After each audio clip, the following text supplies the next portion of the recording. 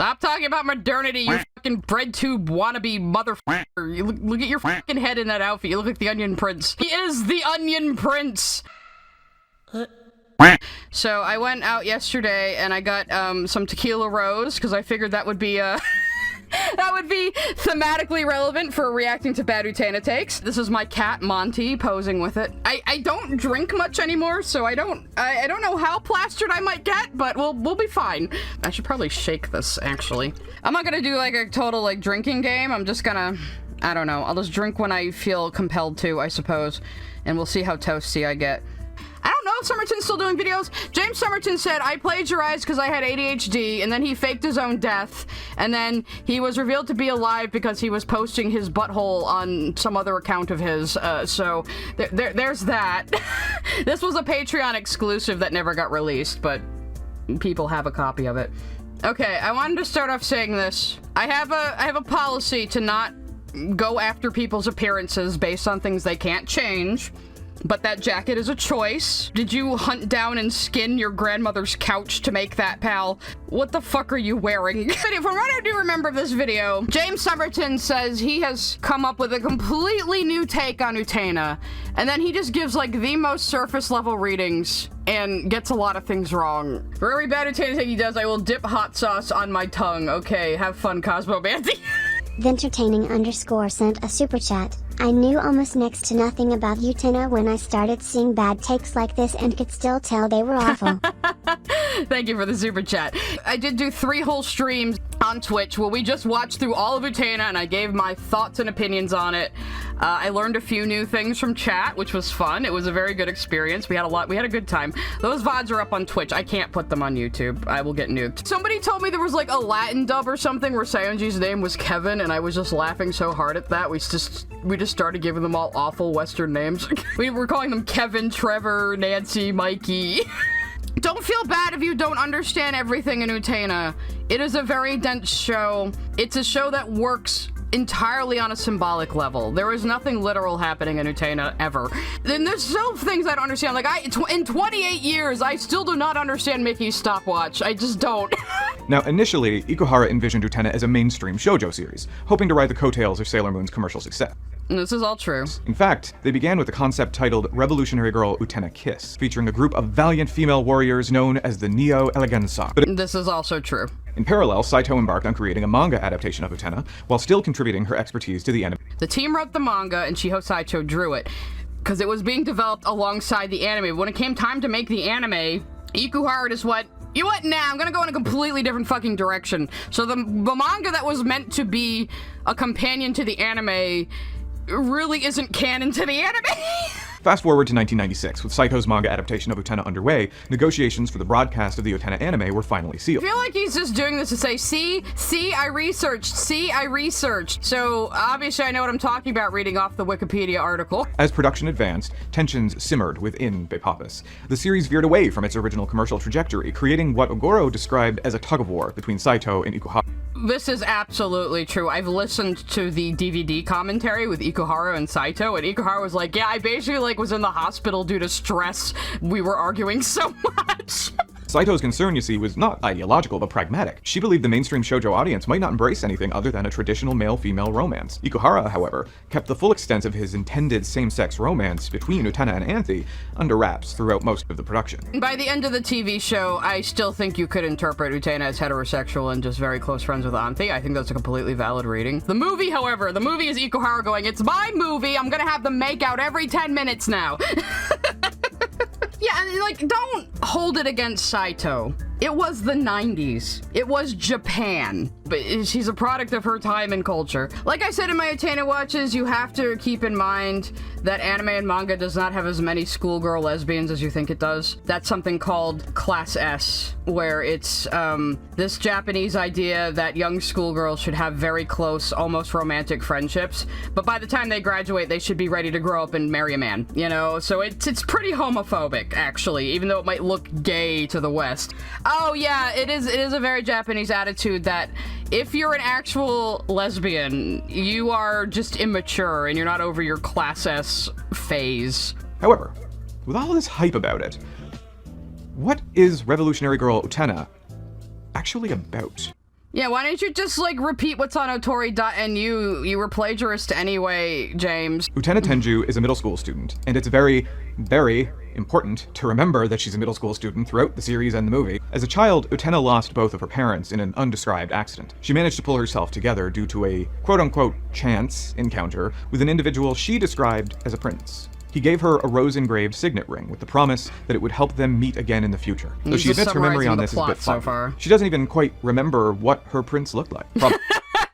Yeah, we were having a big joke about that because the prince in the flashbacks is obviously swarthy with lavender hair, but here's Utena going, could Toga actually be my prince from back then? So after that, we just kept joking that Toga and Akio look so much alike. Probably not what this prince was intending. Utena didn't fall madly in love with him, per se, though she has lived out her youth in anticipation of one day. He wasn't intending for her to fall madly in love with him either, James, and I know you get this wrong later. I'm starting to remember. She decides that she will one day also become a prince like him, to save the imperiled princesses of the world, just as the Rose Prince had once saved her. You really don't have any idea how important this is until like the last 5 episodes, maybe even the last 2. Until then, it's simply except they keep giving you this backstory every single time they want you to pay attention to it. spying a shy and reclusive Anthe Himamiya being slapped by her boyfriend. Himamiya? Himamiya? Himamiya? We need a... Okay, I'm taking a drink for that mispronunciation. Himemiya. Himemiya. It's not that hard to pronounce. If you're having trouble with Suabuki, I'd understand, but Himemiya? You hear Utena say it a million times. He watched the dub.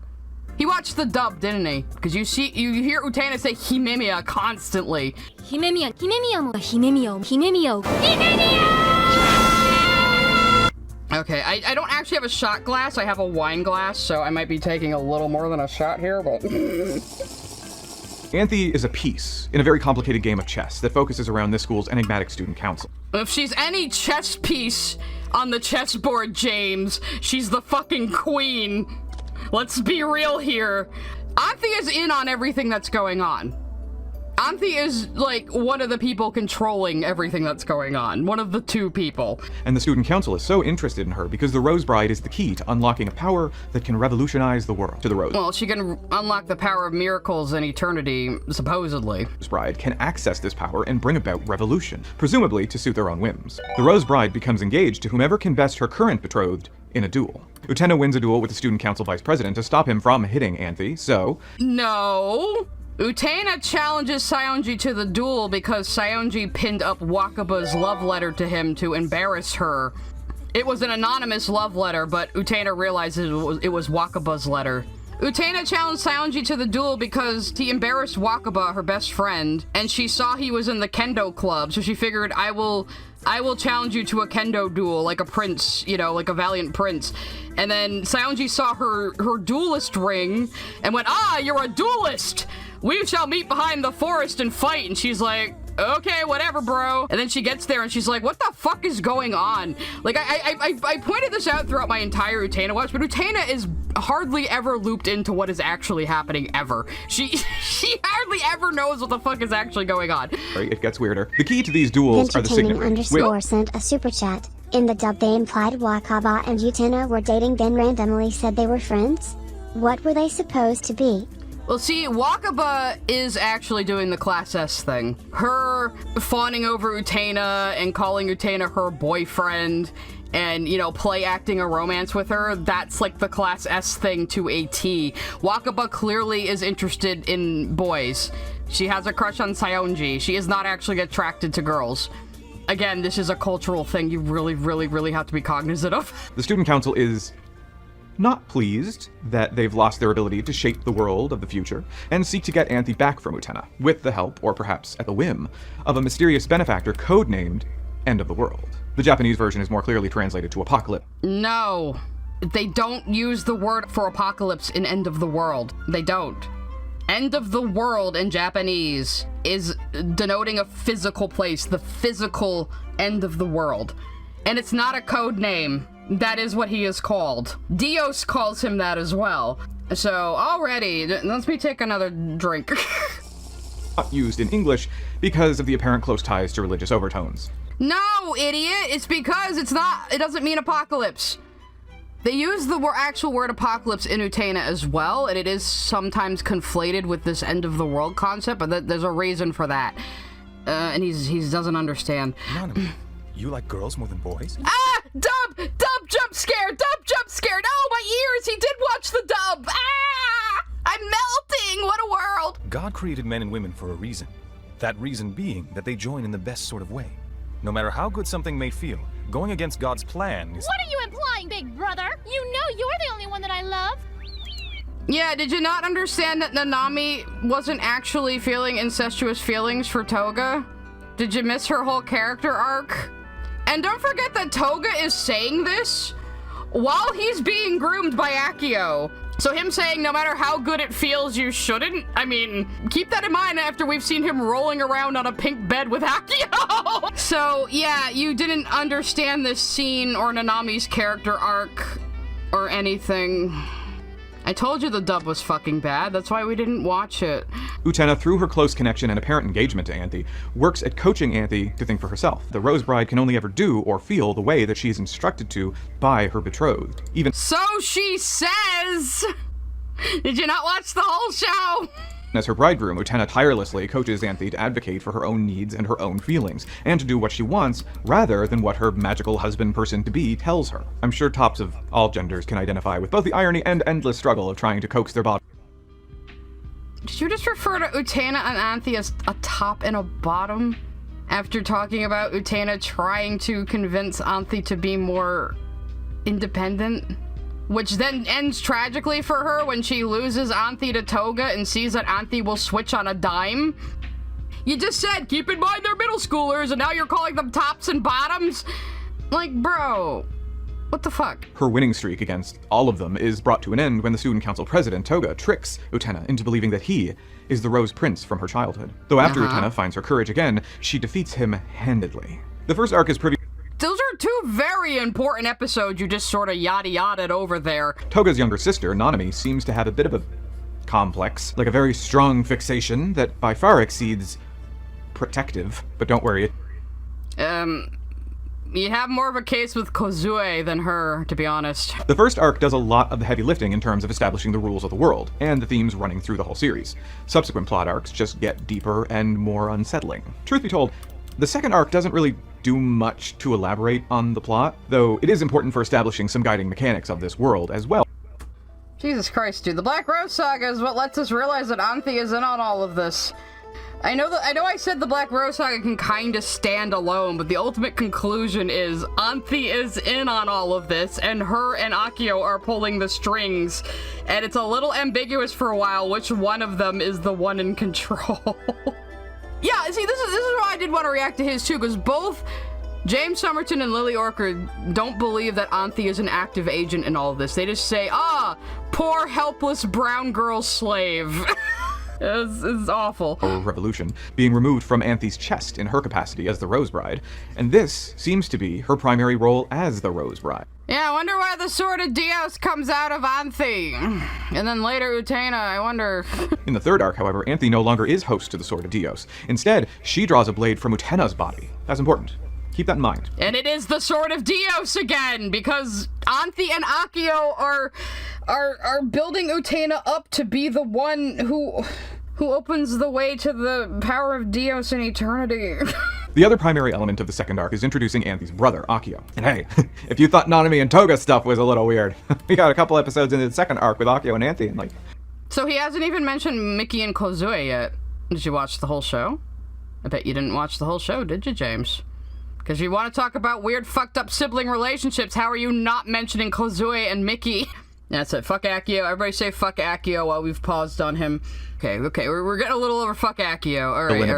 We're was both end of the world as well as the Rose Prince who gave Utena her ring, which, drawing a parallel.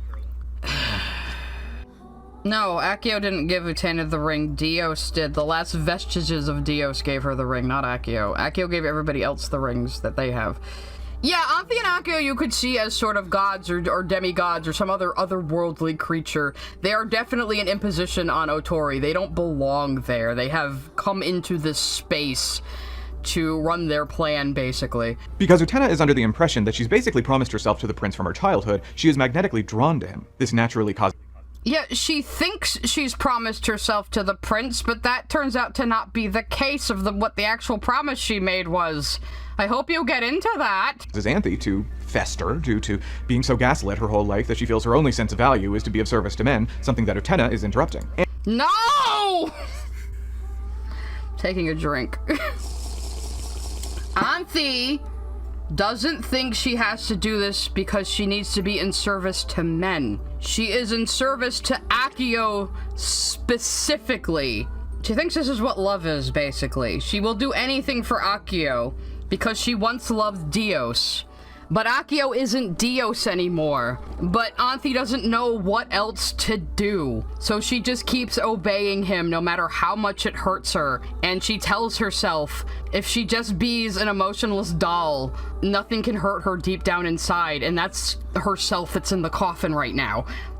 Yeah, so Anthe isn't doing this because she thinks she has to serve men no matter what. It's specifically for Accio. And anyway. The once best friends develop a toxic rivalry. I put a lot of poison. That's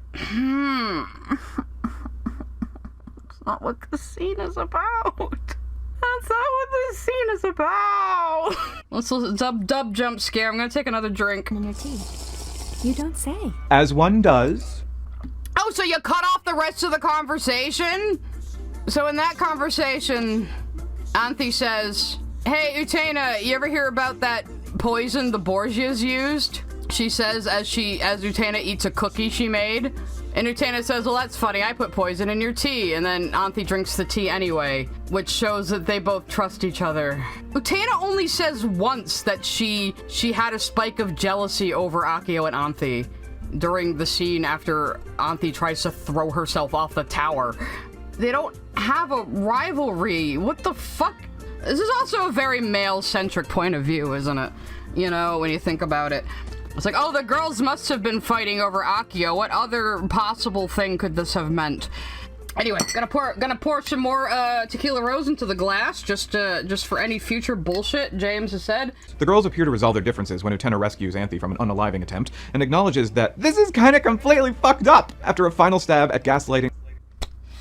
That's the conversation where Anthe basically says, I felt like if I could just be a lifeless doll, no matter what happened to my body, I could protect myself. And Utena actually admits to only seeing Anthe as a princess to save for her own ego and her own desire to be a prince. I'm feeling very annoyed right now, is how I'm feeling. Boy, I have it on fast speed and we're only 13 fucking minutes in. To season be a proper lady, to be valuable to him, and presumably by extension society at large. Utena challenges... No. He thinks he can get the pure sword of Dios from her, which he thinks is going to make him regain his power, but it doesn't work. Accio basically says that the dueling rules are different now. A, because he'll straight up murder her if she loses, and B, because the dueling arena may or may not have existed and may have been a hologram this whole time, but don't worry. It was. Like, that's completely explicit. They come into the empty dueling arena with no lights and castle on, and then the windows rise up and we discover we're in Accio's office. The dueling arena was always an illusion. Accio's planetarium has always been projecting the fairy tale stuff onto Otori Academy. He says this directly. He sits there giving a villain speech about it. There's no ambiguity about this. He didn't fucking watch it. We've yet to hit the summit of Weird Mountain, guarding Anthe from her brother. No, we've hit the summit of Weird Mountain by now. I mean, what the fuck show have you been watching? You didn't watch it, though, so you wouldn't fucking know, would you? Utena is stabbed in the back by Anthe, who, upon the command of her brother, has accepted. You know, Anthe tried to throw herself off the tower because she knew this could be a possibility that she would have to kill Utena, and she would rather kill Utena than let Utena be taken in by Accio, actually. And also, this is what Accio wanted her to do, because his plan to make Utena a princess didn't work. Accio was losing to Utena, his world is starting to fall apart, so he shoves Anthe at Utena. Utena puts Anthe behind her, thinking she's protecting Anthe, and then Anthe stabs her with the black sword Accio had taken out of her earlier, which I think is Anthe's actual will sword, because the Sword of Dios is something separate. That's my interpretation anyway. And he took it out of her because he knew this would be a possibility. They both knew it was a possibility that she was going to have to kill Utena. They both knew this going in. Anthy and Akio were in charge of everything. Akio claims that she has chosen this, and that she's happy like this. Well, yes, that's what he tells himself. That we love each other. She does this because she loves me, so it's okay that I take advantage of her suffering. Because she does this because she loves me. You know, that's what women are supposed to do, suffer for their man. At least he understood that Akio is an unreliable narrator. A given individual can endure much less debilitating physical and psychological trauma and be ruled as unfit by the state to make their own decisions. There are a number of other hints and instances. Unfit by the state? Dude. Yes, this is why chat bullies me. As a woman, it's my duty to suffer for your entertainment, yes. Anthy was punished by humanity because she stepped outside of her role as a girl and wanted to protect her brother, the prince, who was dying from all of these expectations put on him, because the idea of the prince is just not viable in the real or adult world. And that is the point. The prince represents childhood nobility. And that is just something that can't survive into adulthood, which is why Akio is the way he is. In the plot that strongly indicate that Anthy's willpower is so eroded that she has no sense of self-preservation whatsoever and is emotionally stunted to the point where she needs people to make decisions for her because she does not know how to think for. No. Anthy is constantly fucking with everyone around her, if you pay attention. I pointed this out during the watch too, like, before each of the duelists challenges Utena, Anthy does something that triggers them. She holds out an orange rose to Juri the same way Shiori did. She plays the piano like Mickey's sister. What did she do to Toga? I forget. But at any rate, she triggers everybody in some way to drive them to challenge Utena to a duel. Anthy controls the duels. That's why she was so shocked when Utena won her first duel against Saionji. That wasn't supposed to happen. It's like when she takes joy in calling Saionji senpai instead of Sama at the end of the first duel. She is constantly being very passive-aggressive and fucking with people. And I don't think Anthy really considers anyone around her to be like a real person. She's been through this before. Her and Akio have probably been in other places doing the same exact shit. The thing is, too, revolution can also mean a complete cycle. One whole revolution of the planet around the sun, one whole revolution of a record. It can mean a cycle repeating. There's a reason revolution has a double meaning in fucking Utena. Like me, I'm much older than I appear to be. Yes, maybe I too am an eternal being who is just fucking with the normal folk. I do have purple hair. Actually, oh shit, I forgot. I should be in my Anthy mode for this. I made this little Anthy side-chan for the Utena watch, so now you all can enjoy it too. Look at the little chichu on my head. With Anthy being stabbed by the swords of hatred, probably men's hatred, it's symbolic, or... It's called the Million Swords of Humanity's Hatred, James. You see both men and women in the crowd during the backstory where she's stabbed. It's not just men, it's all of humanity. This is not that hard to understand. I'm gonna be fucking drunk Anthy right now. Anthy was turned into a witch because she dared to step outside of her role as a girl and tried to protect the prince instead of the prince protecting her. It's not very complicated. And tries to open the door that guards the power to revolutionize the world, and finally, oops, it broke. Yeah, it broke. And James, did you notice the pink roses over the mausoleum that holds Anthy's soul? Did you notice those? You see how they're pink? Did you see Utena's actual backstory? Where it wasn't that she promised herself to Dios the prince, it's that she promised Dios she would retain her childhood nobility and save Anthy? Because the only thing that got Utena out of her coffin as a kid was being shown something eternal, and the something eternal she was shown was Anthy's eternal suffering. If he doesn't mention Utena's actual backstory and motive that she has forgotten, I'm gonna scream. Yeah, I would say that the Anthy in the coffin is representative of Auntie's soul, her true self, that she has kept buried deep, deep down to protect herself. If she can just keep that part of herself safe, she can do anything for Akio. It's very sad. I mean, Auntie even literally says at one point, like, oh, Utena-sama, if you just keep lying to yourself, you can do anything if it's for someone you love. Everything you need to piece this together is there in the show. Utena, meanwhile, desperately claws at the rose thorns that guard the... Yeah, the rose thorns that are pink like her. You're not even talking about what her actual backstory is, because you probably didn't fucking watch that episode, did you? You probably didn't even watch the show. You're probably going off Cliff Notes and Wikipedia and just showing clips. The power of revolution, in a sheer refusal to give up on Anthe. The power of revolution is not even in there, dude. It doesn't exist. That's the point. Revolution is the cycle that Anthe is put through. Revolutionizing the world was a red herring that End of the World told the duelists that's what they're doing. Akio was manipulating everyone all along to find someone who could be like the prince he used to be in order to help him regain that power, but he can't regain that power. He will never be that prince again because he's a very corrupt adult. He's been rotten from the inside. And okay, I do have to bring up this point from the movie. I don't usually bring up the movie when talking about the show, but the movie elaborates on this, where it's, you can be an adult physically, but if you don't have a purpose or a drive, you will rot. And that's what happens. A car without a key will just sit there and rust. And cars equal adulthood in Utena. So that's what happened to Akio in the movie. He has no key, so he just rots. And in a final attempt to free Anthe from the coffin of her psyche, the floor gives out, and Utena is left wounded, defeated, and at the mercy of all the swords that Akio forced upon Anthe, so that they would not attack him. Flash forward a few weeks, and Utena is not in school. And all of the students have begun to forget her. Yep. Save for Anthe and Akio.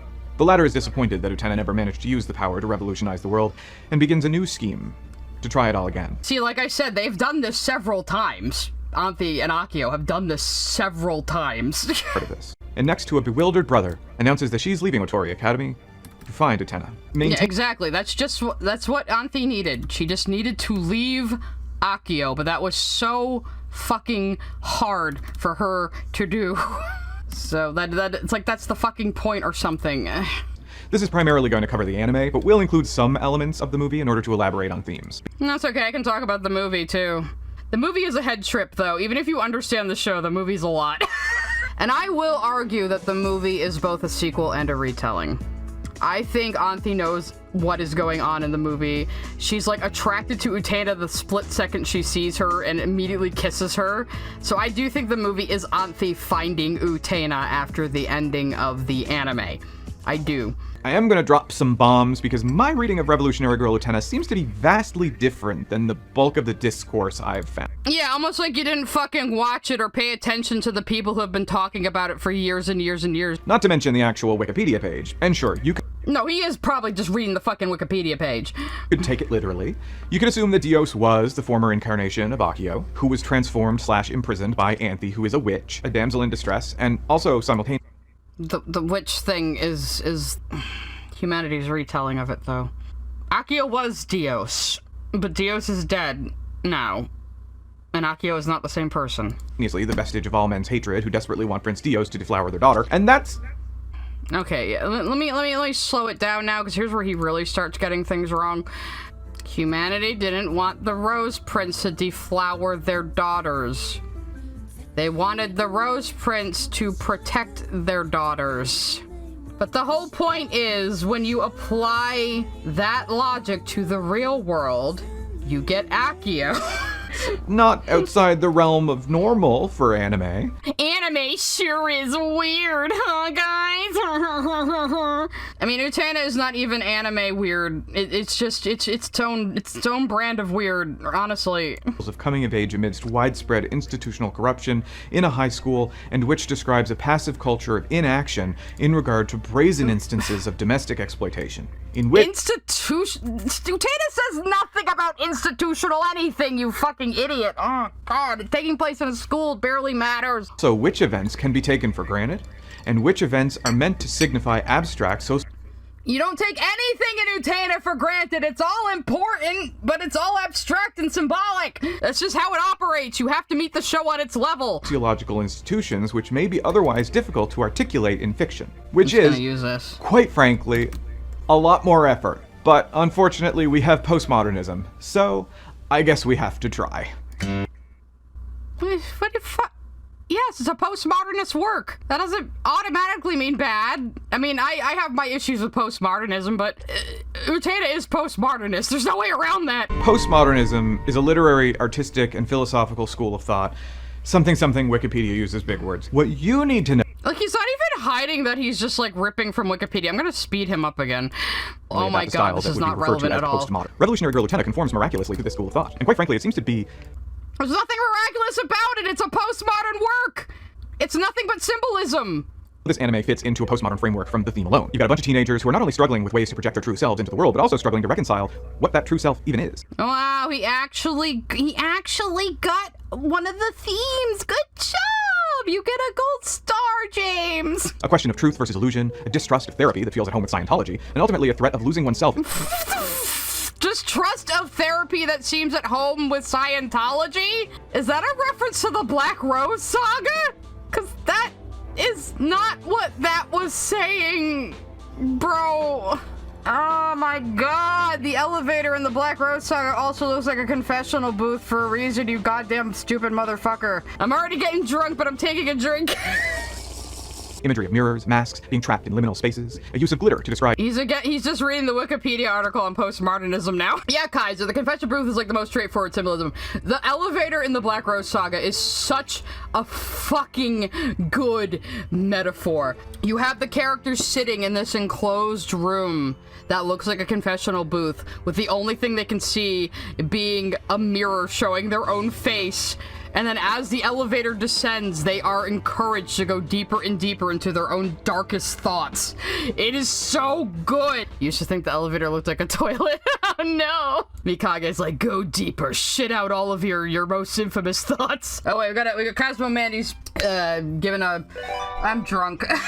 The whole point of postmodernism was meant to be a movement and a way of thinking and works that questioned the basic conformities of Western philosophy and norms by incorporating different types of sources, but Utena isn't simply postmodernism, which is just pretentious of James to qualify it as such, when he doesn't even explain how Utena is seen by many as postmodern, but I prefer calling it surreal and sometimes avant-garde. Yeah, I guess surrealism would be more suiting. I mean, I'm not gonna argue that Utena isn't a postmodern work, because it does kind of fit into that general umbrella, I suppose. But I'm not out here saying, yes, here's a lecture on postmodernism to understand Utena. That's completely irrelevant. Also unfortunate is that existentialism was a primary influence for Ayn Rand in her school of objectivism. Still an ongoing trend within stories with... What does that have to do with Utena? Oh my god, you are as bad as Lily. Jesus. The narrative needed to contain the typical postmodern elements of social destabilization, which leads us back to Utena, where the very plot is about revolution. Utena is not about social destabilization. It's not even about revolution, really. The revolution that happened was for Anthi. But you're here for the hot takes, right? What does this have to... Okay, maybe I can slow him down now because he's done, like, reading the Wikipedia article on fucking postmodernism. Throughout Utena, there is both an element of magic realism juxtaposed against the reality of high school drama. There is very little that we can verifiably say is not symbolic or directly allegorical of something. This anime... No kidding, pal! Yeah! ...incorporates nearly every significant icon of postmodern language. Kunihiko Ikuhara did not just, like, open a book on postmodernism and, like, run his finger over it and say, yes, I'm going to use all of these textbook symbols. He just made his vision, and it happens to be postmodernist. What, are we just going to take the Dios stuff seriously when it serves the plot much more significantly, to say that the background mythology is meant to... Why would you not take Dios seriously? He's central to the fucking story. Characterize the way these characters interact? My reading of this media is that there isn't a whole lot we can take at face value. And no shit! It's Utena! God, he's pissing me off now. Much more that we can assume is fantastical illusion meant to convey deeper meaning about what the author has to say about power, abuse, control, schooling, and adolescence in general. Utena doesn't say anything about schooling, really. Like, the closest you get is, like, as long as people stay in these gardens called schools, they will never become adults. It's not really talking about the education system. Utena is one of those works. It's like Terry Gilliam's Brazil, or it's like Silent Hill 2. There is no actual what's actually happening. You have to take it on its own level. Everything is a symbol, everything is a metaphor. The final 2 episodes strongly imply, even misleadingly, that everything fantastical about this story, from the duels, the castle, the power of Dios, was an illusion projected by holograms. Well, the power of Dios isn't, but everything else is, yes. That people see a castle because they're too naive to see the power of the chairman's residence. They see the more literal power of a castle. No! Akio shows them these illusions on purpose, because he knows these people want to believe in the fantastical, and so he gives them an illusion of it in order to manipulate them. He says this directly in his big old villain speech! Akio doesn't seem to question himself at all, and whether or not the chairman's office is an illusion he is choosing to see. Okay, like, yeah, there's a lot you can say about Akio, especially from what I just said, where Akio says as long as people stay in these gardens called schools, they'll never become adults. And it's like, well, bro, you're at the very top of this school. What does it say about you? Implied that the chairman's authority is representative of a broader definition of higher authority. Evidence of his own self-deception is that he too buys into the fantasy of the power of Dios, which seems to reside exclusively in this room of illusions. And there Or it exists exclusively in Anthe because she's the one who wants to believe in the prince. And that's why she's doing all of this and putting up with all of this suffering. Idiot. Why do you think Anthe is in the mausoleum where the power of Dios is said to be? Because she's the one who is keeping the belief in the prince alive. She's suffering for her own wish that the prince could be real. And Utena does embody the spirit of the prince. That's why Akio was trying to use her, but he didn't understand on what level that operates. God, I'm getting too tipsy to say smart word things, but you know what I mean, right? the door to that power with a sword he drew from Utena's chest. Utena accomplishes this all on her own. Yeah, the sword he drew from her chest, which is the sword of Dios, because she too believes in the ideal of the prince. Oh my god! So if we are dealing with a plot that is primarily an illusion, then how are we supposed to interpret what was going on at all? I've been interpreting it this entire fucking time, and you and your fat head can't even— okay, I shouldn't insult his actual appearance, but the way he's got that neckerchief and that collar up, it just makes his head look like a big old balloon. The weird thing about an analysis like this is that you kind of have to gauge what this anime is actually about before you begin to look for supporting instances. Then all elements outside the realm of normal can be seen as symbolic reflections of struggles that middle school students will go through, especially because all discourse around the duels and the Rose Bride and the floating castle in the sky are not accessible to most of the student body. Only the student— Yeah, it's because Akio is trying to find someone he can manipulate into gaining the power of Dios. Stupid. He says this. Like, he says this. The rest of the students are just students. This creates a broad yet clearly defined separation between the fantastical events and the literal ones. And this is also primarily why I prefer the anime to the movie. The separation— It doesn't though, because nothing is literal. Even when they're not dueling, even when they're in school, nothing is literal. Akio and Anthe have, like, superimposed their will on top of this space. Akio and Anthe are like parasites who have come into this realm and made it into their own fantastical thing. between reality and illusion is a little bit more defined. Whereas in the movie, Adolescence of Utena, students participated in these duels as the audience. It makes the symbolism of everything around Anthe a little bit more literal. Probably because the world in the movie is, like, completely fake. And we see that by the end. I really think this is Anthe saving Utena from whatever realm she went to. And then they both go to the adult world together at the end. I think Anthe in the movie is making the mistake that she wants to give Utena her princely fantasy, but it's Utena that says to her, let's go to the real world. Except when you get to the whole cars thing. That said— the cars are actually— we all joke about the cars, okay? We all joke about people turning into cars in the Utena movie, alright? But if you pay attention to the show, you absolutely understand what the car symbolism is. Cars symbolize adulthood. It's not even that hard to understand. Much less about the question of identity and more about escaping. The movie itself, I view as... No, it's about becoming an adult and going to the real world like the end of the fucking movie says, you dipshit. They say it out loud. Again, they say these things out loud. The only major overlapping symbol is that cars represent adulthood and passage into adulthood. Okay, so you fucking do understand that cars represent adulthood. So why are you acting like it's weird that they turn into cars? Problem with postmodern analysis is that symbolic language and what is presented as real events can often be overlapping. But again, there is no what's actually happening here. You have to meet the show on its own logical level. It is not interested in being realistic. There is a degree of uncertainty when gauging analysis, and the temptation to assume that everything is symbolic, which I feel gives a lot of undue complexity to work that... Everything is symbolic in Utena! Even Toga punching a kangaroo is symbolic! Somehow! I couldn't tell you how, but it is. To bring up an example nobody's gonna expect, and I mean nobody, look at the music video for Wrecking Ball by Miley Cyrus. I do like Miley, but... Yeah, nobody expected you to use Wrecking Ball as a way to explain symbolism, because that's fucking retarded, bro. I'm gonna speed you up again. A problem with the video is that it is under the assumption that the audience is going to read these visuals as symbolic, without the music video itself doing anything to suggest that these things are symbolic. But that's a creator assuming that their audience will read symbolism into their work without prompt. You heard it here first, guys. James Somerton compared the symbolism in Utena to fucking Wrecking Ball. I wish you had killed yourself. No, I'm kidding. I'm kidding. Oh god. Drinking on stream was a mistake. It can work in the other direction too. Taking Lord of the Rings as an example, it would be like saying that Aragorn kicking the orc helmet and crying out in anguish. Yes, we all know no, that he's kicking the helmet because he's frustrated that he just placed his hobbits, and screaming because Viggo Mortensen accidentally broke his foot kicking that helmet. We all know. This is the most common trivia about Now, Lord of the if the Rings, plot you made a specific fucking point of Aragorn- bastard! Lily Orkin and James Somerton both misunderstanding Lord of the Rings to misunderstand other media. All right, I'll drink some water. I just had an entire glass of water, guys. I'm fine. I'm exaggerating a little bit, but he's actually pissing me off. The primary reason that AI will never be able to replace artists is because the collection... Bro, God, stay on topic. TLDR, if there's a rule, then it would not be art. The quality of an artist is gauged by their ability not only to make their own rules, but to efficiently project...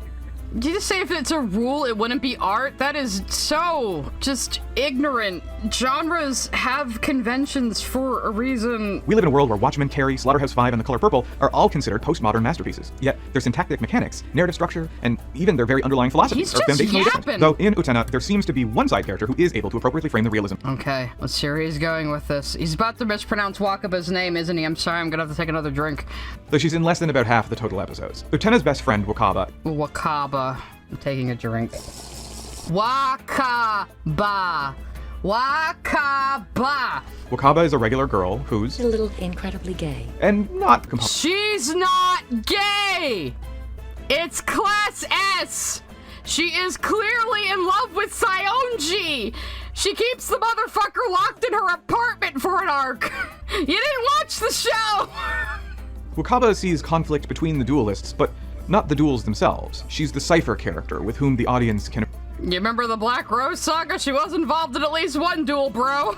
appreciate what the average student would see. I would argue that whatever Wakaba sees is what the audience can take for granted is the reality of what's transpiring. Where are you even getting that from? This is the principle of my thoughts on Attack on Titan, where I felt that things that fans and detractors argued were symbolic were just too messy and inconsistent and Attack on Titan is nothing like Utena. Attack on Titan is a war anime, basically. Attack on Titan goes out of its way to establish that weird shit happens in this world and can be accepted as fact, rather than allegory. Yes, it's all fact in Attack on Titan, because that's how that series works. They're completely different. The YouTubians are getting so angry, they're trying to throw tomatoes now. They wish they could. You can't just compare two random anime just because they're both anime. Because of Wakaba, we can read some of the more weird things in this plot as symbolic, and not just... I don't think you would get anything useful out of just viewing the series from Wakaba's perspective. But even something seemingly benign and uselessly cute, like Choo Choo, serves to help characterize Anthe as a sympathetic character, who is earnest in her sensitivity rather than it being a front to help her brother groom girls at the school. It is a front for her to help her brother groom people at the school, actually. She is just as duplicitous as he is. Even though she's a victim, Anthe is just as duplicitous as Akio. She knows what she's doing. She knows what's going on. cares about animals is the tried and true method in anime of signifying that the audience ought to empathize with a given character. Okay, Mr. Mongoose, we're studying. Not so I have to really. see you later. Did you like eating that mean old snake? God, there's a lot I hate more her to dig dub voice. Dub jump scare. I have to take another drink. So, since I love animals, I must inherently be a good person, right, James Somerton? Nobody can say shit about me now. I literally take care of puppies for a weekly paycheck. So given that a small yet significant collection of the student body run around spontaneously pulling swords out of their testicles, this isn't something that we can really dismiss. Yeah, geez, since you see swords come out of people a lot, maybe it's an important symbol and you should actually pay the fuck attention. To get this power, duelists, usually men, need to extract this power from the body of a woman. However, they do not. Hey, James, do you remember how later Anthe takes the sword out of Utena and then there's a bunch of duels where the actual duelist has a sword taken out of them? You remember that? You remember that? You remember that whole Black Rose saga where it was mostly female characters taking blades out of male characters? You remember that? Do you remember that? You didn't watch the whole fucking show, did you? They need a woman as an accessory to their No. The Sword of Dios comes out of Anthe and then later Utena because they both believe in the ideal of the prince. It has nothing to do with men taking things out of women. Yeah, you just missed the Toga and Saionji sword pull? How do you explain that one, jackass? Probably should not get lost on us that Dios means God in Latin and a number of other Romance languages. Even in the Japanese language versions, he's called Dios, and I'm not going to get too deep into that, especially with the language of Apocalypse and Revolution. Not gonna get too deep into that because you didn't fucking understand it, right? Yeah. The figure of Dios as a character is important to the plot, and in my opinion, a rather contentious one. A surface-level reading of Dios is that he is either a god, a reflection of a god, a prince who died ages ago, or a collection of household insects given material. He's childhood idealism. He's childhood nobility. That's very clear.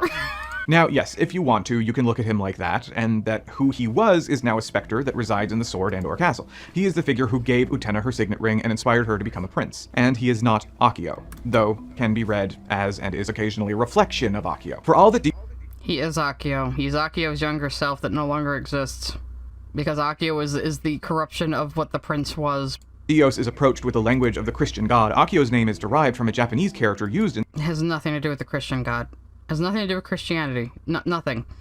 the name for Venus, the morning star, which is associated with Lucifer. Lucifer, which is, dare I say, a misappropriated name for Satan. Lucifer instead originally referred to a Persian god of the morning light. Yes, and I Satan know actually Lucifer means the accuser, is not the devil. accurate, He was but God's the point is Akio was basically making it clear that he is the devil of this story. Because he fucking is. Religion and anime, fun. So yes, the literal reading is there, but that's... Yes, religion and anime fun, because keep in mind that less than 1% of Japanese people are Christian, so when you see Christian symbolism used in anime, they're usually just using it because it looks cool and exotic. There is no deeper meaning. Yeah, like Evangelion. People are like, oh, Evangelion has such deep Christian symbolism, and then meanwhile you ask the people who actually made it, and they're like, we just thought it looked cool, lol. Dios is simply more useful as a tool to explain the motivations of characters that do exist than as a character himself. When a character is a character but is not a character... Oh wow, Dios isn't a character himself. Who knew? Except to everybody who actually fucking watched the show at least once. This is the part I was making the most fun of when I first saw this on somebody else's stream.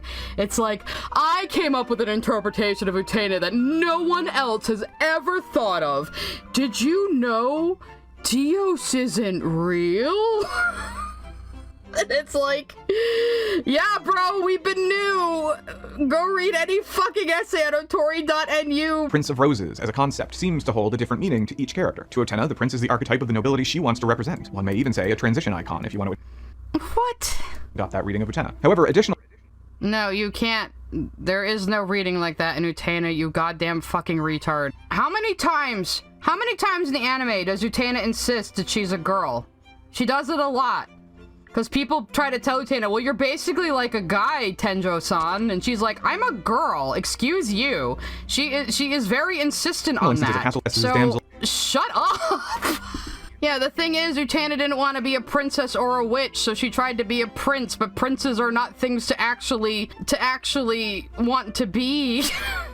It's not even about being a prince per se. It's about retaining that childhood nobility. But Utena conflated that with being a prince. The final leg of the third arc heavily deals with Akio attempting to convince Utena to put down the sword and be a proper lady, which Utena feels compelled to do. Nearly everyone who sees the Upside Down Castle wants to go there to make all their dreams come true, whatever those dreams may be. It makes it easy for someone like Akio to manipulate others under the promise that he can make those dreams a reality. The castle is tantalizing, but it's also inaccessible. It is, in fact, only accessible through engagement to the Rose Bride. The reality of this castle is challenged by two things. First, yes, that Akio claims that it's an illusion within an illusion, one could say, very Inception-y, but also that it is upside down. We know from the study of symbols that when a given symbol is inverted, it holds an opposing meaning. Wow, the castle upside down may indicate that it's not actually a good thing. Wow, what a deep reading. I hate this guy so much. The symbolic language of this castle is a bit different in Adolescence of Utena. While it seems to be a grand, magnificent castle, it's actually a giant tank underneath. Dude, that's the movie! That's the movie! When Utena turns into a car and starts going to the real world, piloted by Anthe, who has her key, the fantasy literally chases them down on a giant pollution-spewing truck. Like, the fantasy doesn't want them to escape. But that's not true of the castle in the show. And in the movie, as in the anime, Akio is directly related to this castle and the princely figure of Dios. This becomes more significant through the third arc. To Akio, Dios uniquely represents who he believes he is, and who he feels other people ought to see him as. An illusion. See, one thing you might notice in that scene, when Akio is watching Utena and drinking the pink drink that represents her life, he doesn't notice Dios. He's not talking to Dios here. He doesn't even notice him. And eventually, Dios disappears behind his glass. And that's when Utena opens the mausoleum where Anthe's soul is. So the power of Dios, the ideal of the prince, was no longer needed. So he vanished. Because Utena has this covered. Not only is Akio a victim for having his godhood removed, but the whole of the world is worse off for it. And that through his intention to use the power of revolution, It wasn't godhood, it's an ideal that isn't viable in the real world. That's why the prince can only exist in the realm of fantasy and the space between life and death. will re-empower himself to his rightful status as someone who has the ability to do anything he wants without consequences. Yeah, that's what he thinks he's gonna get. That's what Akio thinks regaining the power of Dios will give him, but he can't regain that power. And the only person who still believes in it is Anthe, and that's why her soul is inside the mausoleum. In his mind, he is Dios, and his version of Dios offered himself to the world and the world's princesses, and the world was better for it. But the specter of Dios still exists. It is a separate entity from Akio, but it is what he once was. That's what came to Utena and told her to retain her childhood nobility, and in her mind, retaining her childhood nobility means being a prince. In Akio's elaboration later on in the same episode, it's subtly implied that Dios gets his power from deflowering the princesses of the world. No! I remember this part. Dios is the ideal of the prince, where if all girls in the world are going to be princesses, there has to be a prince to save them. But that's not a viable concept, which is why the prince was dying. Anthe's conformity to the Rose Bride is based around the fact that she feels good being subservient because this is the Oh god, are you one of those idiots who's gonna say that Anthe is like in a BDSM relationship? Because I had some dude try to argue that to me, that oh she did, but she actually enjoys it though, because Akio said she did. So of course you're gonna believe what the man says. Ventertaining_ sent a super chat. Of course BDSM gets brought up when someone comes into my room. You shouldn't be listening to my streams out loud. You never know what I'm gonna say. Even I don't know what I'm gonna say half the time. the only thing in her life that has ever brought her any kind of positive reward. It takes the entire series for Utena to shake her out of this mindset, and she begins to see herself as her own person. And the Almost like Utena reaching her true self is what did that, huh? Because Utena was that ideal Anthe was searching for, and it didn't have to be a prince. So that we're not just talking about Akio, Anthe, and Utena, but the ways that Akio is a stand-in for every man, and that Anthe... No, he isn't. Akio is childhood idealism corrupted into the worst possible kind of adult. That is Akio. He's not man bad. He's not supposed to be man bad. Because, like, Toga, like, stops listening to Akio after a while when he realizes it's making him a douchebag. And he realizes trying to be a man by being a playboy is not the way to go. Even though Akio is trying to enable that. The way Akio interacts with Saionji and Toga is that I do feel like he is grooming them into toxic masculinity, basically. As fruity and sexy as it is, I think he is grooming them into toxic masculinity. I think that is the takeaway you can have from that. Stop trying to extrapolate these characters into, like, representing wider concepts, because they don't. All the other characters are parallels to Anthe and Utena themselves, in a way, you know? You could argue that, but the characters aren't this, like, symbolic of, like, a broader concept, really. No, they're not. He's just trying to impose American bread tube logic onto this show that was made in the 90s in Japan, you know? And this is what drives me fucking crazy about Utena, people getting Utena wrong, is that they try to take modern wokey politics that are going to be very temporary, they're already starting to change, and imply it on timeless art from a completely different time period and a completely different culture. You ain't smart, you're just saying words. Utena's role is to signify a new kind of woman. This woman cannot be defeated by the traditional means, and therefore the method of dealing with them is to remove their power by feminizing them.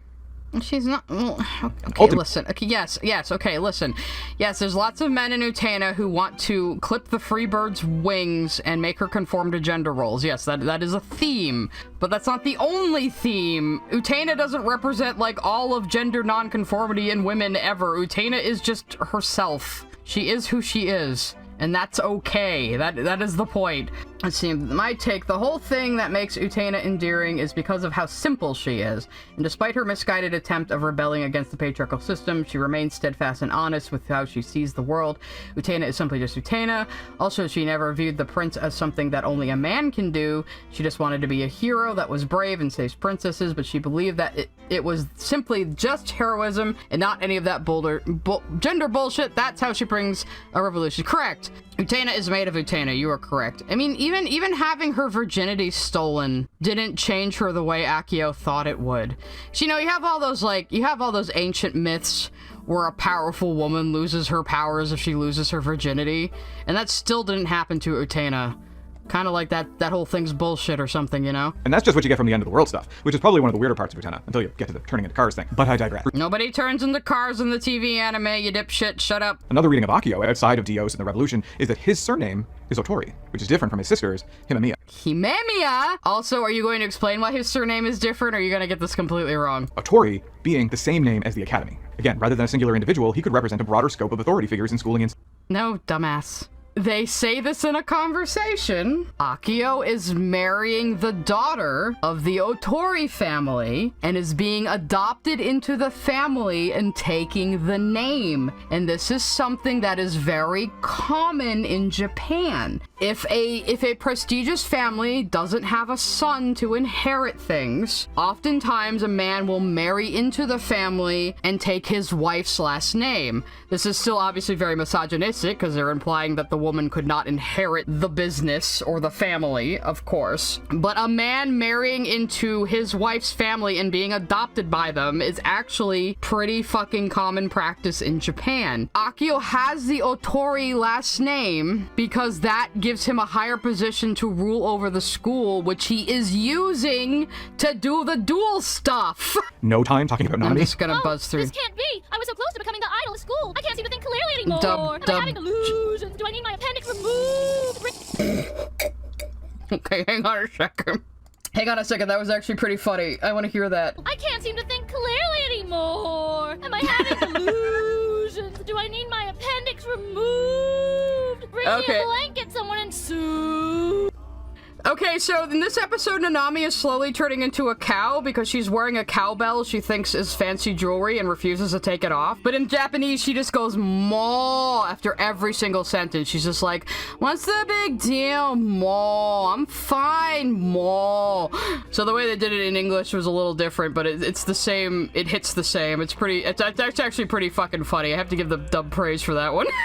I'm sure that whole ordeal is symbolic for something. Even if, and this is often the case with authors, many of these meanings were unintended. None of the meanings in Utena are unintended, bro. Everything is pretty fucking deliberate. However, there is something thus far omitted. This is a show called The Revolutionary Girl Utena. How is Utena the one to be revolutionary if she spends most of the anime trying to prevent others from using revolution? Because the power to revolutionize the world was bullshit the entire time. The world they're talking about is the world that Akio has them in. It is an enclosed space. It isn't the real world. It is a place they are kind of trapped in a purgatory in. People don't age as long as they're at Otori. That is actually in the show. You get that in the Black Rose Saga, which you didn't pay attention to. Revolution in the show is only slightly different from how we would use it. It's not something like the retirement of the French aristocracy, a nation becoming independent from a parent state, or even say... Okay, just like Lily Orchard, you're talking about like political shit to sound smart that has nothing to do with the fucking series you're talking about. Bernie Sanders attempting to impose a tax structure in America that's similar to what exists. But even though they talk about revolution as if it were a power or a tool... Yes, because they all have different... Jury wants to disprove miracles while also believing miracles are real, because the straight girl she's in love with told her to believe in miracles.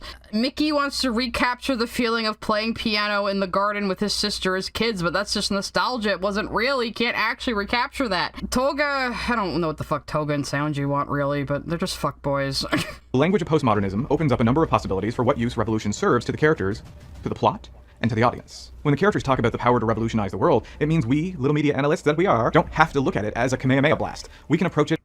Yeah, bro, you... If you watch the show and pay attention, you'll know what that phrase means. And you'll know it's bullshit. As a vaguely established and largely undefined quality of being able to bring about a significant change to the world. Yes, that's what the characters think they're going to accomplish, but it's really just Akio manipulating them to find a candidate that can open the power of Dio so he can take it for himself, but he is never going to regain that power.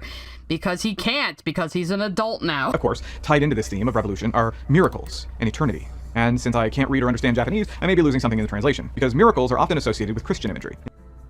I can't read or understand Japanese, so I'm just going to put a very Western lens on this Japanese show. Japanese people are going to think in Shintoism and Buddhism before they think in terms of Christianity. In Utena, miracles seem to be things that afford a false sense of hope. Yeah, geez, miracles seem to represent a false sense of hope in Utena. I wonder why that could be. These are all things you would understand if you would actually watch the fucking show, you dipshit. I thought he had actually watched it, but I guess he didn't, because there's so many characters he hasn't mentioned at all, and he just doesn't understand it. If he had watched the entire show, he would understand this. This is the primary driving element of Juri, who is in love with her ex-bestie and... Oh my god, let's hear you get Juri wrong, and let's hear you be misogynistic about lesbians, because I know you're going to be. considers it an impossibility that this little psycho would ever reciprocate those feelings. The hope that she might, or that she could, is the source of Juri's toxicity, which leads to Juri's deeper motivation. You're saying Juri is the toxic one here? You're saying Juri is the toxic one and not Miss I loved the look in your eyes when I hurt you? Juri deadass says to her, I loved the look in your eyes when I hurt you, before she literally rips out her heart in the form of a sword. Juri just mostly suffers in stoicism over her love of Shiori. I'm gonna take a drink for our girl Juri. Now see, where I say that, you could interpret Utena's sexuality any which way. Juri is definitely a lesbian. There's no two ways around it. Juri is a lesbian. Their intended uses for the power of revolution are self-directed. Yes, Seonji desperately wants the long-term and stable... They're not self-directed! They all get letters from the end of the world, and the Black Rose duelists have had all of their deepest, darkest, most vindictive emotions drawn out of them in the form of a black rose and had that stabbed into their heart! None of this is self-directed! But even if these intentions aren't specifically malicious, a character like Mickey wants to use Eternity to preserve and protect Anthe, though only for him to use as a muse. To this, he needs to first take control of her, whereas Utena's motivations are to liberate Anthe. Are Utena's motivations to liberate Anthe, guys? I mean, when Anthe tries to throw herself off the tower, Utena actually admits that she was acting like the noble prince who would save Anthe the princess for her own ego. Utena is not blameless in any of this. You can hear the drunk in my voice, I bet you can. From the student council's introductory monologue, it may seem like something a villain would say to announce themselves. Prepare for trouble! Make it double! Okay, I'm not gonna act like Toga's egg speech isn't a bit like the Team Rocket speech, because it is, but... If we don't crack the world's shell, we will die without truly being born. Utena echoes a particular anxiety of growing up in Japan in the 1990s, when the nation was in one of the worst financial depressions in its history. To many, it did feel like the end of the world, and discourse around revolution was not far off. We'll get more into that in an upcoming... nothing to do with Utena's development. Jesus fucking Christ. It sounds like a poor fan dub. That's what every dub in the fucking 90s sounded like. You kids have no idea how good you have it. Hey guys, he was gonna talk about Evangelion apparently before he faked his own death and then revealed he was alive by posting his hole on social media. And if Japanese youth of the 90s got it anything like millennials of the late 2000s got it, then it would have seemed like the entire weight of the world was imparted on their shoulders. It was actually the 80s that was a more contentious time for youth in Japan. That's where Akira came from. If you want to say that about Akira, that makes sense. It doesn't make sense to say that about fucking Utena. Youth simultaneously scolded them for talking about upsetting the establishment values that led to these hardships in the first place. Especially towards the end of the second arc, discourse around growing up takes a central role as a driving theme. And then suddenly we get the third season and everyone is in cars and their shirts are flying off, and is Akio fucking toga? Not that Akio doesn't have these chaotic bi vibes, but what does a casual approach to sexuality have to... It's not chaotic bi vibes, he is literally grooming Toga to be like him. It's symbolism. Christ. Yeah, I wouldn't call Akio chaotic bi, he just uses sex to manipulate people. And also, I don't know if him and Toga were literally boning, or if it's just symbolic of Akio grooming Toga into toxic masculinity. You can take it either way, but I tend to see it more as the latter, personally. Akio's manipusexual, yeah. Where we see Akio basically grooming the student body into helping him indoctrinate Utena. These scenes can be read as an older man ushering high school students into adulthood at times. Okay, he did understand the sex car, at least. Times before they're ready, but also certainly on his terms and not theirs. Akio's depiction of adulthood is suave, mysterious, and sexy. Even though his promises seem to ring adulthood, there's an unspoken reminder that they are in his car. They're not just in his car, they're in his world that he's projecting illusions onto. Akio controls everything. During the duels, where each respective pretender bride is driving around trying to vehicularly manslaughter Utena, they are in his car. Yeah, and did you notice that the cars crash at the end of each car duel? Because these are still just kids posturing at being adults, so of course their idea of adulthood crashes and burns. It's not until Seonji begins to question why Toga is letting himself be manipulated into being Akio's wingman that we see them in their own vehicle, with Toga driving. Oh yeah, Toga's driving and fucking Seonji's in the sidecar. That tells you a lot right there. Driving Seonji. A scene we can read as these two young men breaking away from the patterns of manipulation and oppression that have been established by the... Well, yeah, their whole conversation in this scene is literally saying, we'll find our own way on the adulthood highway without end of the world. But they're in a silly little motorcycle and sidecar showing that they are not quite ready to grow up. And Toga tells Seonji it's dangerous to stand up like that.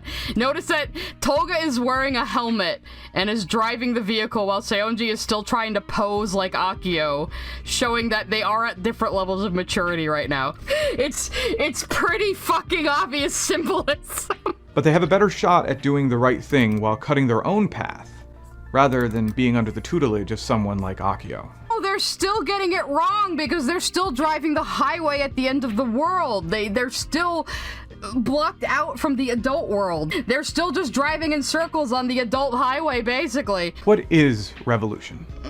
You're gonna get this completely wrong, so I'm gonna speed you up again. What made all of this worth it? Especially because the power is found in a castle in the sky that is described as an illusion generated by a holographic machine, but described by a character who is routinely outlined as being unreliable. Akio as... Okay, yes. Akio is an unreliable narrator, yes, but he has actually been projecting all of this stuff, because we see that the duel arena wasn't real the entire time. We see that.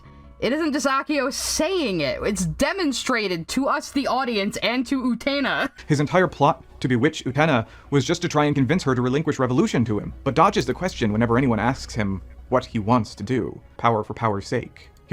Yes, he just wants the power of Dios back, which he can never have back. He can never go back to being the noble prince he was as a kid, because he's an adult now, and he's a very, very bad adult. Already doing a bang-up job at finding a horde of people to ship his sister off to as the Rose Bride, but somehow his greatest desire and deep... Yeah, did you question at all why he's doing that? And, you know, how Anthe is in on it and she knows everything that's fucking going on at all times and she controls the duels? Did you not notice that part? Because you didn't watch the whole fucking show. Anxiety stemmed from losing control of his sister, especially to another man. And I can imagine... He's not gonna lose control of Anthe when someone wins a duel. They are both controlling the duels. And Anthe is doing it out of a misguided love for Akio. This is all in the show, stated plain as day. Maybe you should have watched it in Japanese and watched the whole thing and paid attention. The prospect of losing his sister to a woman is nothing short of emasculating. That is not what happens at all. Akio decides instead that he's going to make Utena his princess because she's so unique, and that he pulls the sword of Dios out of her, which is what he was after. Dipshit.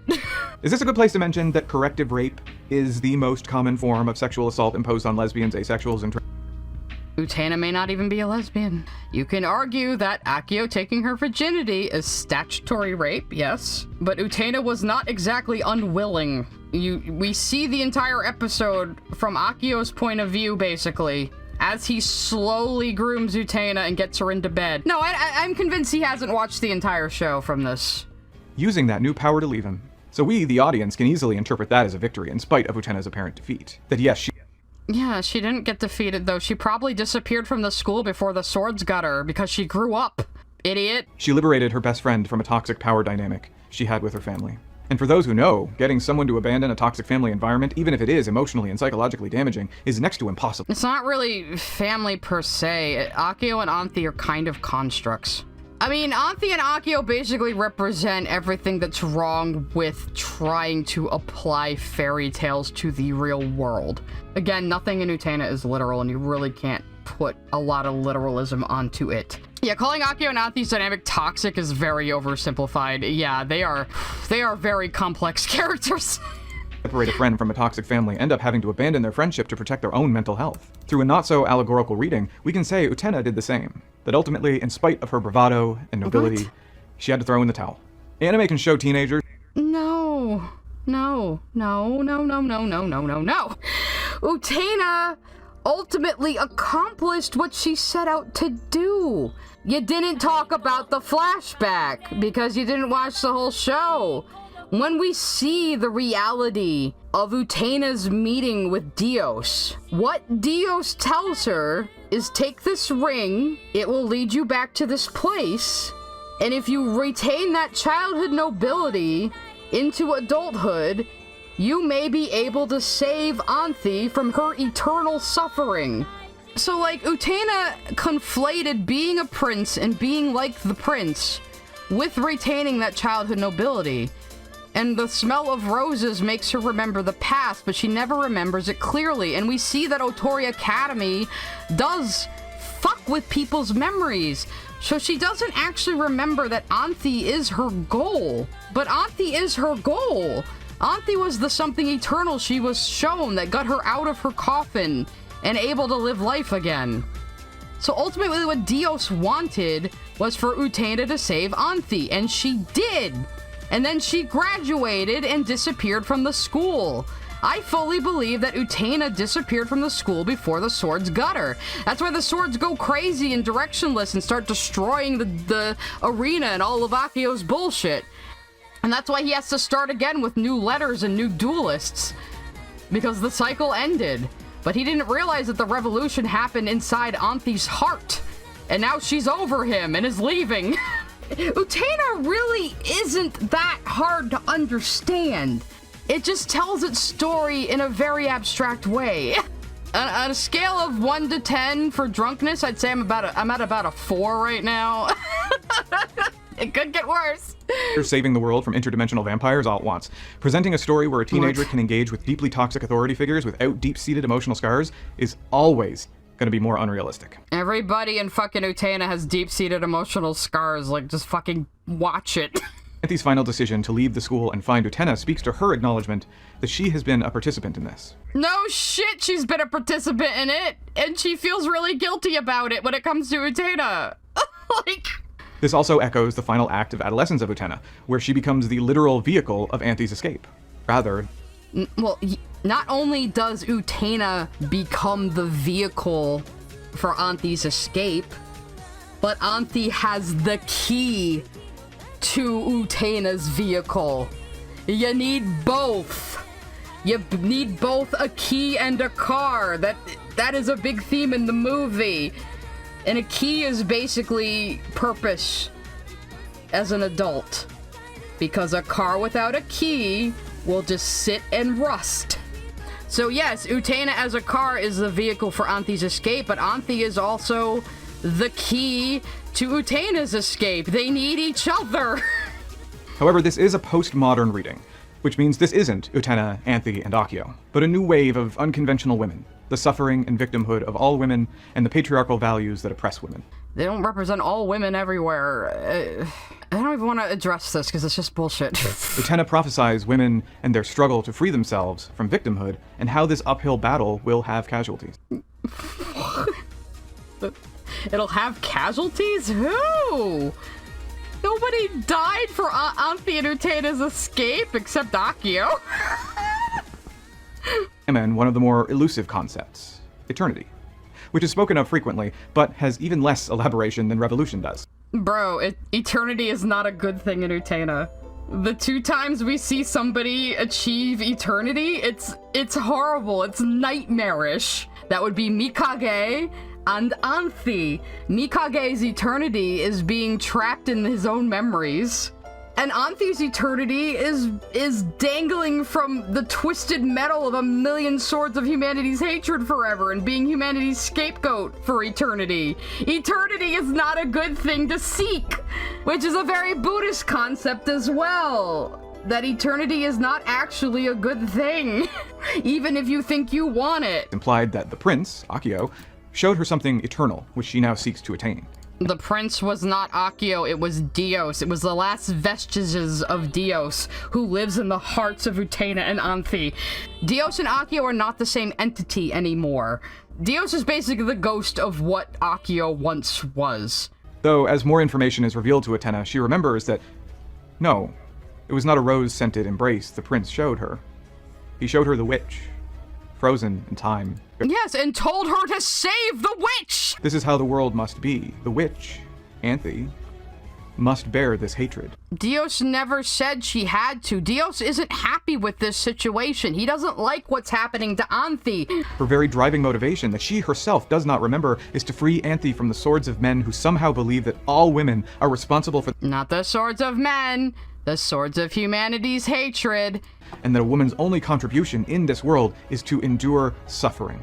Or at least a witch's role is to endure suffering. If you're not a princess waiting to be rescued by a prince, you're a witch.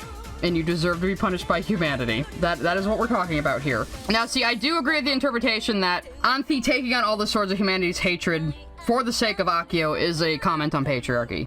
That the woman suffers for the man so he can maintain his power in society without any harm coming to himself. I do think that is a deliberate feminist statement in Utena, but again, you can interpret these things in several different ways. This is just my own interpretations that I have developed over the years. And again, I have been watching Utena since I was a teenager. Even on my recent rewatch, I was like, yeah, you know what? My opinions haven't really changed that much. I learned a few new things. I picked up on a few new things here and there. But overall, my opinions on Utena are pretty solidified at this point in my life. But don't take what I say as gospel. This is really my own interpretations from my own perspective. So, to rescue all women from suffering by empowering them to rescue themselves. That really wasn't the point, but okay, bro. You're gonna act like you said something profound there. So that was a whole lot of nothing he just spouted off, huh, guys? Yes, if you enjoy my drunk ramblings that are probably not gonna make a lot of sense to you if you haven't seen the show, please go watch Utena, because it's so good.